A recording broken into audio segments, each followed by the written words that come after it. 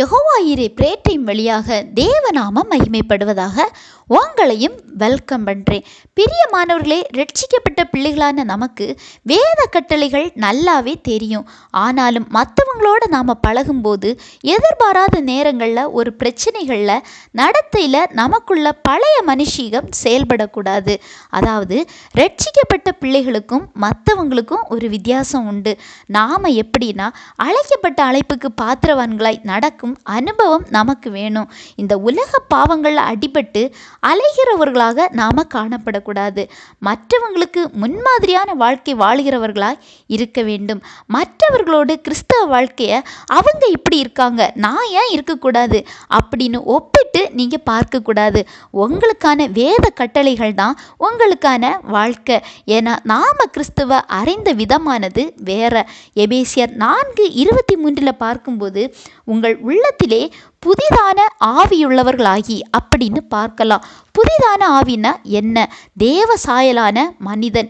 பழைய பாவ மனிதனை களைந்து போட்ட ஒரு மனிதனை தேவ சாயலான மனிதன் அப்படின்னு சொல்லலாம். ஒரு மனிதன் எவைகளை களைய வேண்டும்?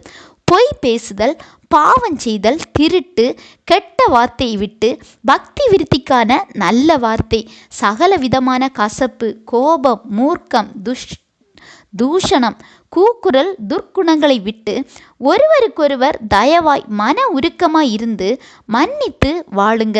முக்கியமாய் பரிசுத்த ஆவியானவரை துக்கப்படுத்தாதீங்க. இப்படியாக இவைகளை களையாத ஒரு நபர் தன்னை ரட்சிக்கப்பட்ட தேவ பிள்ளைன்னு சொல்லவே முடியாது.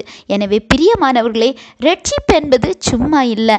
வேத கட்டளைகளில் சொல்லப்பட்டவைகளை முதல்ல கீழ்ப்படிங்க. ரட்சிக்கப்பட்டேன்னு சொல்லிட்டு ஞானஸ்தானம் எடுத்து சபைக்கு போன உடனே அவர் ரட்சிக்கப்பட்ட நபராக ஆகவே முடியாது. சரியா? இந்த காரியங்களில் உங்ககிட்ட ஏதாவது பழக்கங்கள் இருந்துன்னா தேவனிடத்தில் நீங்கள் ஒப்பு கொடுங்க. ஆண்டவர் உங்களை கண்டிப்பாக மன்னிப்பாங்க. புதிய மனுஷனாக மாறுவீங்க.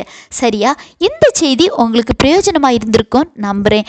ஆண்டவர் தாமே இந்த வார்த்தைகள் வழியாக உங்களை ஆசீர்வதிப்பாராக.